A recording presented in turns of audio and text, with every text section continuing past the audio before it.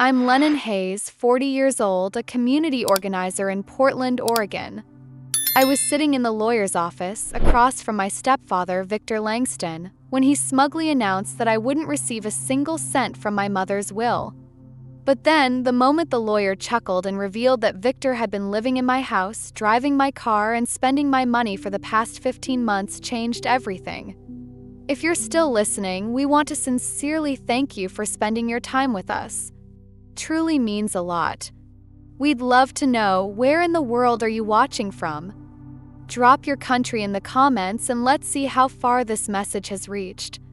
If you haven't subscribed to the channel yet, I highly recommend doing it now so you won't miss any of our upcoming stories. These aren't just ordinary stories, they're filled with meaningful life lessons that can inspire, teach, and stay with you long after the video ends. Hit that subscribe button and join our growing community. The air inside the Whitaker, Langston & Associates conference room was suffocating, thick with the scent of polished wood and ambition. I sat alone on one side of the gleaming oak table, hands clasped tightly in my lap, face calm and unreadable, still as a pond before the storm. Across from me sat Victor Langston, my 62-year-old stepfather, once a banker, now a self-appointed monarch. He lounged like royalty, flanked by his two children, Ethan, 28, a flashy real estate agent with a Rolex too loud for the room, and Chloe, 25, an influencer with platinum blonde hair and a life curated for the algorithm. Their smugness was palpable. Ethan leaned toward Chloe, speaking just loud enough to sting. "I'm thinking beachfront in Malibu. Got to have ocean views for the parties." Chloe giggled, twirling a strand of hair around her finger. "I want a penthouse in Seattle. Floor-to-ceiling windows. Rooftop deck. It's time I upgraded." Victor beamed at them like a war chief admiring his spoils. His navy suit caught the light, sharp and expensive, and his smile, crafted from decades of entitlement, gleamed with disdain. Then he turned to me. That smile twisted, cruel, cold. To him, I was nothing. A 40-year-old community organizer clinging to a modest life. Not worth a second thought. I met his eyes. No smile, no frown. Nothing. I gave him no emotion to feed on. But inside, I was burning with a quiet, serrated fire forged from resolve. I wasn't here to beg. I was here to end something. For 8 years, Victor had worked in shadows, severing me from my mother, Clara Hayes. He isolated her, dismantled every bridge of love and loyalty between us.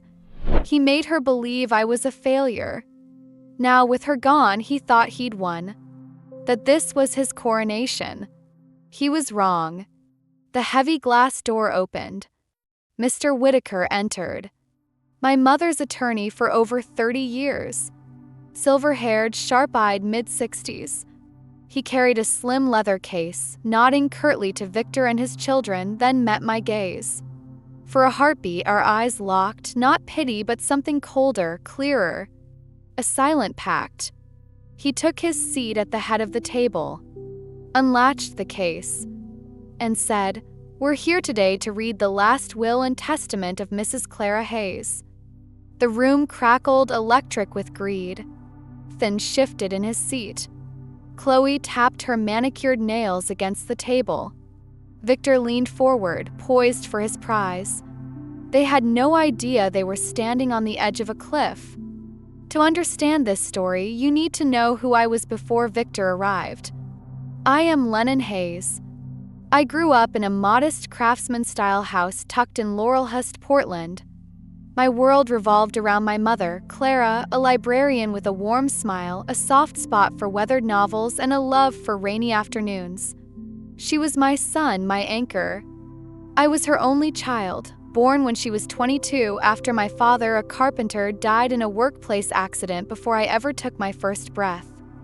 My favorite memory lives in a summer evening when I was 12 at our family's cabin near Cannon Beach.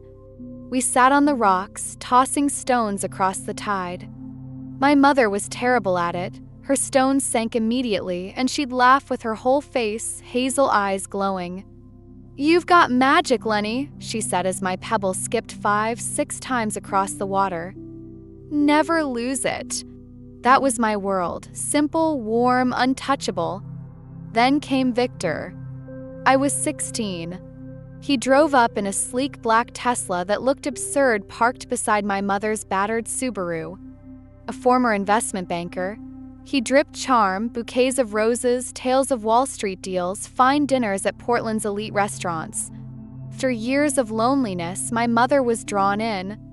But I saw what she didn't. His charm was an act. Behind the polished smile were eyes that measured everything. He didn't love our cozy house with mismatched furniture.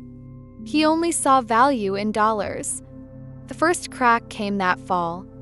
Every October, my mom and I had a tradition: drive out to the Columbia River Gorge, hike Multnomah Falls, camp beneath the stars. I packed my bag, eager as always. But that morning, Victor was already there, pouring coffee with his arm around her.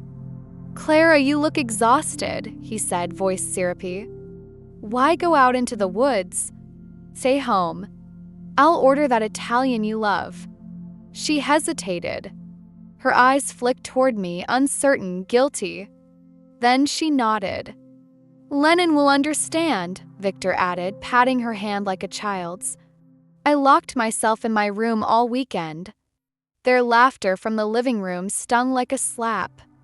That was how he operated, small, deliberate moves calculated to edge me out. By the time I turned 18, preparing to attend Portland State on a social work scholarship, the distance between us had become a canyon. I announced the news at dinner, heart bursting with pride. My mother smiled, but Victor set down his fork with a soft clang that sucked the air from the room. "Social work," he sneered. "That's not a career, Lennon.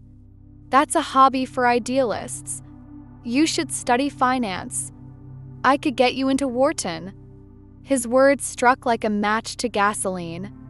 "I don't want your connections," I snapped. "I want to make a difference."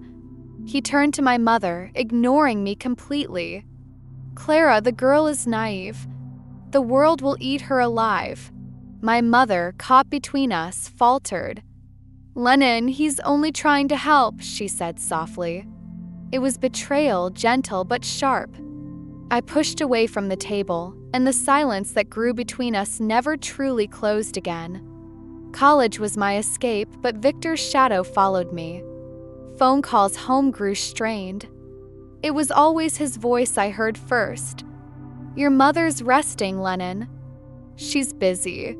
Behind those words, I could feel him, hovering, controlling, always there. When I graduated and began working at a nonprofit supporting homeless families, my mother felt like a stranger. I sent letters, gifts, silence. My Aunt Maggie, my mother's sister, waved off my concern. "Victor loves her, Lennon. Don't stir up trouble." I felt like I was screaming into a void. The breaking point came 2 years ago, just before my mother passed. Desperate to hear her voice, I called the house. Victor answered, his tone like ice. "She doesn't want to talk to you," he said flatly. "You upset her." The lie was so bold it knocked the air from my lungs. "She needs space," he added and hung up. I stood there in my small apartment, the dial tone buzzing like mockery. I thought I had lost her forever. For a year, I moved through fog. Work became my lifeline, but each family I helped only reminded me of the one I'd failed to save. How could I rescue strangers when I couldn't even reach my own mother? Then, one rainy April afternoon, my phone rang. A strange number. "Is this Lennon Hayes?" a woman whispered urgently. "I'm Rachel, your mother's private nurse. She has late-stage lung cancer. Victor told everyone it was something minor. But she's asking for you." Adrenaline surged, cutting through the fog like a blade. Rachel had a plan, an employee entrance, a narrow 3-hour window while Victor played his weekly round of golf. The next day, I slipped into the hospital like a thief, my heart pounding. Rachel led me to her room. My mother was frail, a ghost of the woman who once laughed beside the ocean. but her hazel eyes still burned bright. "Lenny," she whispered, squeezing my hand. "It wasn't your fault. It was him." Then she told me the truth that changed everything. Years ago, after my father died, she had created an irrevocable family trust, locking away everything, our house, her savings, every investment worth $80 million. That trust had been transferred to me on my 40th birthday, 15 months ago. Victor had no idea. He had been spending my money, living in my home, driving my car. "He's arrogant," my mother said. "He never checked the old documents. But you have to help me, Lenny. We need to let him fall into his own trap." From that moment on, I was no longer the lost girl drifting in the shadows of grief and silence. I became a warrior, carrying the fire my mother had lit with her last breath. She had given me more than her truth. She had given me a mission. My first step was reaching out to Mr. Whitaker, the lawyer who had helped her establish the trust years ago. He was calm, composed, razor-sharp. As soon as I explained, he didn't ask questions. He just said, "Let's get to work." Next, I hired Marcus Reed, a private investigator. A former cop with tired eyes and a skeptical smile, Marcus met me in a cramped office tucked in Portland's old district. Dust coated the blinds, and the hum of traffic seeped through the cracked windows. He leaned back in his chair, studied me for a moment, then nodded. "I want everything on Victor Langston," I said quietly but firmly. "His finances, relationships, secrets. Anything and everything." He didn't flinch. Understood. Following month, I lived two lives. By day, I was Lennon Hayes, the grieving daughter, the nonprofit employee, quiet and unremarkable. The one people glanced at with sympathy and forgot. But behind closed doors, in the dim glow of my apartment, I was a general orchestrating a covert war. Mr. Whitaker became my tactician. He laid out the legal landscape, guiding me through the complexity of trust protections and fiduciary responsibilities. "The trust shields the assets," he explained. "But to make this unshakable, we need to prove intent, his deliberate misuse, his knowledge, his manipulation. That's how we win in court and in conscience." That meant one thing, evidence. And that meant going back to the house. My house. The thought made my stomach knot. The home my mother built with warmth and laughter was now Victor's lair. Every piece of it touched by his arrogance, his greed. I hated the idea of stepping foot inside. But I had no choice. I picked up the phone. My voice was small, trembling, but intentionally so. "Uncle Victor," I said, the words tasting like ash. "I was wondering, could I stop by the house? I just want to get one of Mom's old photo albums. Just something to remember her by." A pause. I imagined him narrowing his eyes, suspicion flickering. But pride always blinds the prideful. "Thursday, 2 p.m., don't be long." His voice was clipped. Dismissive. Perfect. When Thursday came, I stood at the doorstep of my past, the weight of memory pressing down on me. The front garden, once lovingly pruned by my mother's hands, was now overgrown and wild. The warmth she had poured into every corner of that house had been gutted. In its place, black leather, cold chrome, marble floors that echoed like a hotel lobby. Sterile. Soulless. Victor greeted me with all the charm of a bored concierge. "The albums in this study. Don't linger." He flopped onto the leather sofa, flipping to a golf tournament, the volume low but steady. I walked to the study, each step like treading deeper into a lion's den. The scent of old paper still lingered under the newer smell of cigars and cologne. There, amid the sterile redesign, was his desk. Towering. Cluttered. Vulnerable. This was my moment. I sat down and began leafing through the mountain of documents. Credit card statements spilled out in every direction. My fingers moved fast, snapping photos one by one. a $600 Patek Philippe watch. First-class flights booked for Ethan and Chloe. A brand new Porsche registered under Ethan's name. Charges from luxury boutiques in LA, hotel suites in Miami, exclusive dinners in Napa. My heart thudded with every capture. Proof. Layer upon layer of greed, recklessness, entitlement. Then, a sound. Creak of leather. Victor. He was standing. Walking.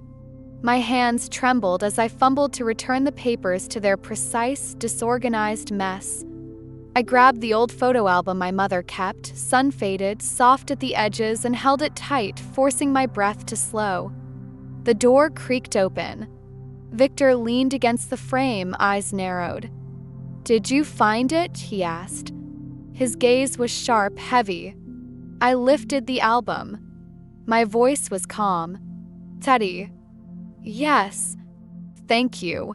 He stared a second longer, then gave a small nod and turned away. I stood there, rooted for a heartbeat. Then I walked out, not hurried, not slow, clutching the album like a relic. Behind me, the house sat in silence. He didn't know it yet, but the foundation under his feet was already cracking. And I was no longer afraid. A week later, I returned to Mr. Whitaker's office. I handed him the folder of printed photographs, dozens of images I had taken in Victor's study, luxury receipts, high-end purchases, and financial trails reeking of entitlement. Mr. Whitaker adjusted his glasses, flipping through each one with measured precision. Then he leaned back, eyes gleaming with quiet satisfaction. "Perfect," he murmured. "Now it's time to reinforce the image Victor already has of you. The helpless, dependent disappointment." I blinked. "You want me to call him?" He nodded slowly. "Ask him for money. Humble yourself. Reinforce his narrative.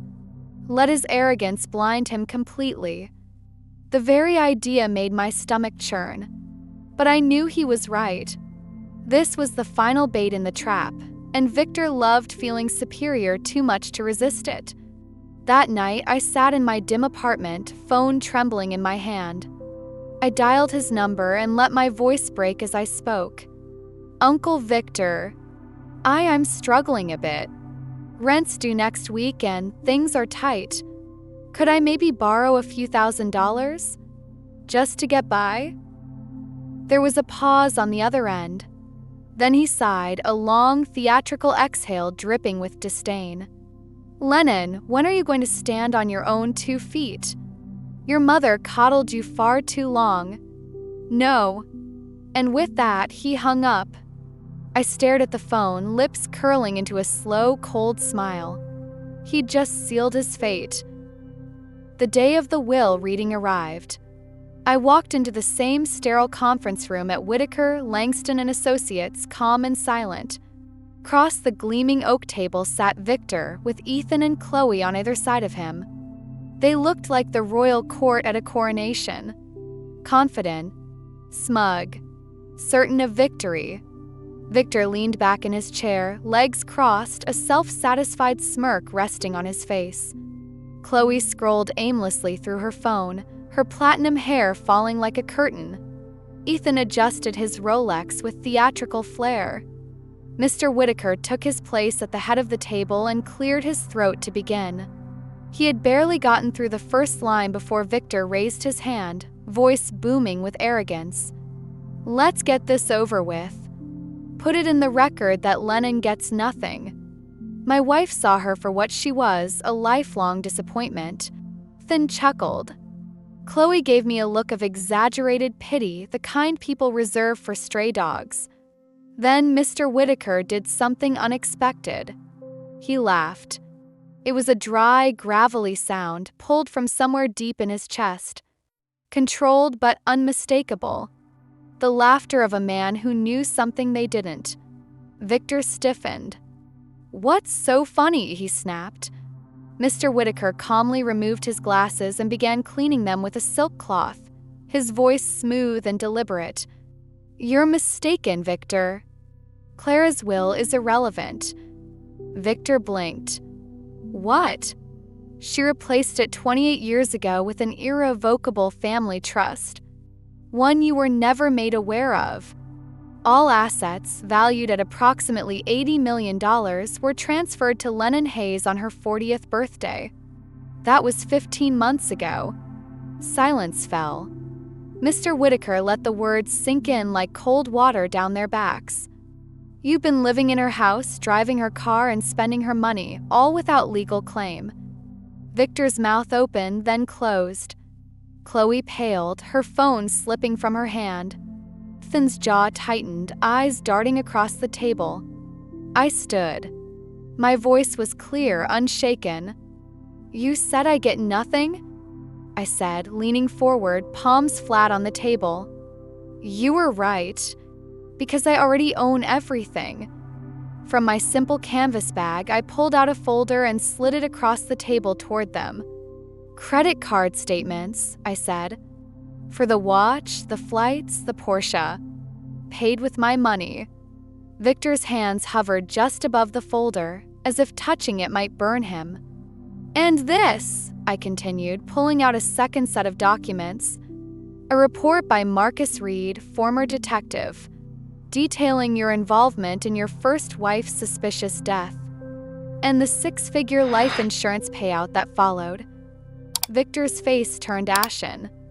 I've already forwarded it to the district attorney's office in your home state, I said coolly. They found it interesting. The door opened behind me. A court officer stepped in, dropping a stack of papers in front of Victor, Chloe, and Ethan. 3 envelopes. 3 names. 3 futures crumbling. Eviction notice. Vehicle repossession. And a restraining order, I said flatly. Victor's hands trembled as he unfolded the document. You have 30 days to vacate my property. He exploded. Fist slamming the table, chair screeching backward. You can't do this to me, he roared. You spoiled little brat. You think this makes you strong? I didn't flinch. I just looked him in the eye the same way he once looked at me with disdain. My mother was Clara Hayes, I said quietly. And you're about to learn exactly what that means. He shouted again. But it no longer mattered. His voice was just noise now. No one in that room would ever listen to him the same way again. I picked up my bag and walked toward the door, the weight of years falling away with every step. Behind me, the king sat in ruins. 6 months later, the world looked different, brighter, not because of luxury or grandeur, but because the weight I had carried for years was finally gone. I didn't buy a yacht. I didn't splurge on a mansion. I still lived in the same modest 2-bedroom house my mother had secretly purchased for me years ago, a quiet haven tucked in a leafy Portland neighborhood. My car was the same old Honda, now clean, its seats free of coffee stains and memory-heavy clutter. Money, I had learned, was never the point. Peace was. It was in the stillness of mornings when I made coffee and watched the steam rise without the shadow of Victor hanging over me. It was in the silence that followed, not emptiness, but calm. The anger, the injustice, the ache of abandonment, they had dissolved, leaving space for something quieter, stronger. At the nonprofit, I had taken on a new role. I was now leading a project called Second Bridge, a housing and job training initiative for families on the brink of homelessness. It was personal. Every case we helped was a reminder of who I had been and who I had almost become. David Chen, my longtime supervisor, beamed as he described the project's impact to our team. He called the anonymous grant that had made it possible a miracle. What you've built here, Lennon, he said one afternoon, is more than a program. You found your voice. I smiled, a soft, steady kind of smile, the kind my mother used to wear when she was proud. In that moment, I felt her presence. Not in ghostly form, but in the quiet confidence blooming inside me. She would have known. She always knew. Then, unexpectedly, my phone rang. It was Aunt Maggie.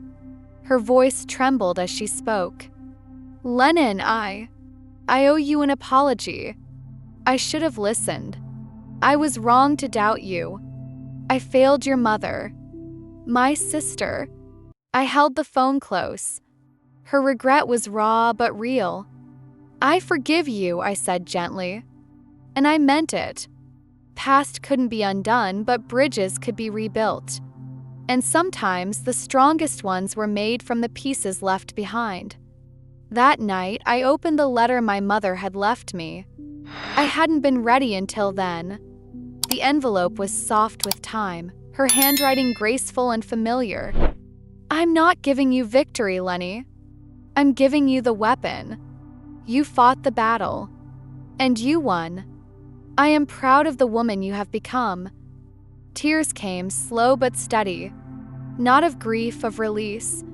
On the following Sunday, I visited her grave. It was a simple plot beneath a maple tree in Mount Scott Cemetery. I brought coral roses, her favorite, and laid them gently at the base of the stone. The breeze was cool and kind.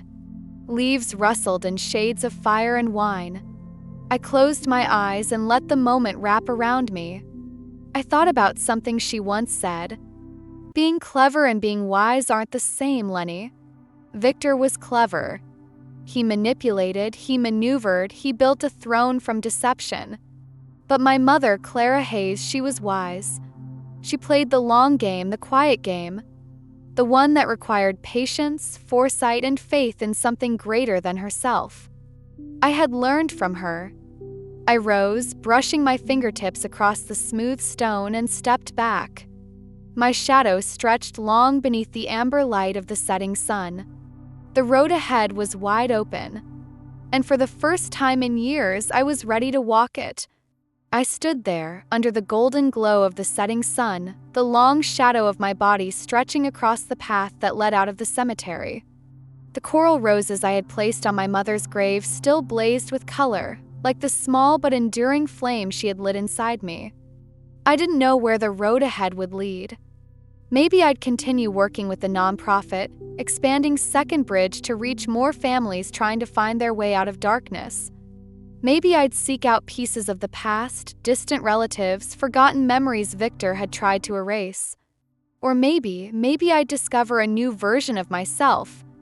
A Lennon Hayes who wasn't just strong because of her mother, but because of her own heart. Victor and his children were now nothing more than ghosts, faded shadows swept away by the winds of their own greed. I'd heard he was facing legal trouble in another state, where the skeletons in his closet had finally come to light. But to me, he was no longer part of my story. He was a closed chapter, a storm that had passed, leaving behind a clear blue sky. I walked toward my old Honda, a soft breeze wrapping around me like freedom itself. The future stretched out like an open road, full of unknown turns and unmarked signs. But for the first time in years, I wasn't afraid. I was ready to drive into it, wherever it led. 5 lessons I've learned. Looking back, I know now this wasn't just a fight for justice. It was a journey of self-discovery. And from it, I took away 5 lessons that have quietly reshaped the way I see the world and myself. I want to share them with you, especially if you've walked through your own storm or are still in the middle of one. When intelligence is greater than charm. My mother once told me, being clever and being wise aren't the same, Lenny. Victor was clever. He knew how to manipulate, to bend people to his will with smooth words and half smiles. But my mother was wise. She planned for the long game. She built a fortress no one could break, not even from within. She didn't need theatrics. She relied on foresight, preparation, and quiet strength. And that's what won in the end. Be thoughtful. Be patient. Play your own game. Love is the most powerful weapon. Even when I was cut off, when I doubted everything, my mother's love never faded. It was a constant force, soft but unyielding. That love gave me the courage to stand, to fight, even when I thought I had nothing left. Don't take love for granted. People who love you deeply are your anchor in the storm. Protect them. Cherish them. 3. Never abandon yourself. There were nights I felt like a failure, like a daughter who couldn't protect her mother, like someone who had lost before she ever had a chance to win. But strength doesn't always roar. Sometimes it's quiet. It's found in showing up, in staying true to your values even when the world mocks them. Your voice matters even when it shakes, for the truth will always find its way. Victor built an empire of lies, but my mother's truth, etched in old legal documents and sealed in quiet trust, never wavered. Just waited. And when the time was right, it shone.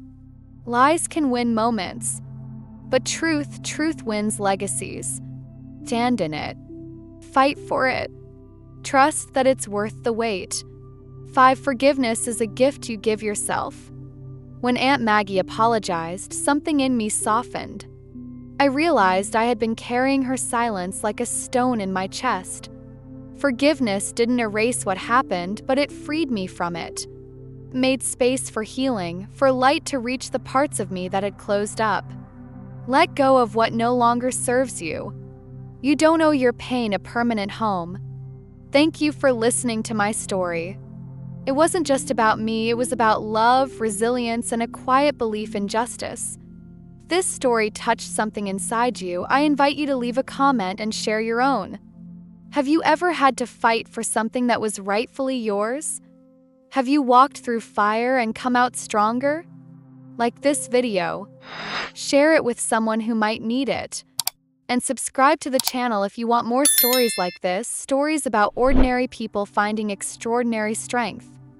You are part of this journey now, and I can't wait to walk the next road together with you.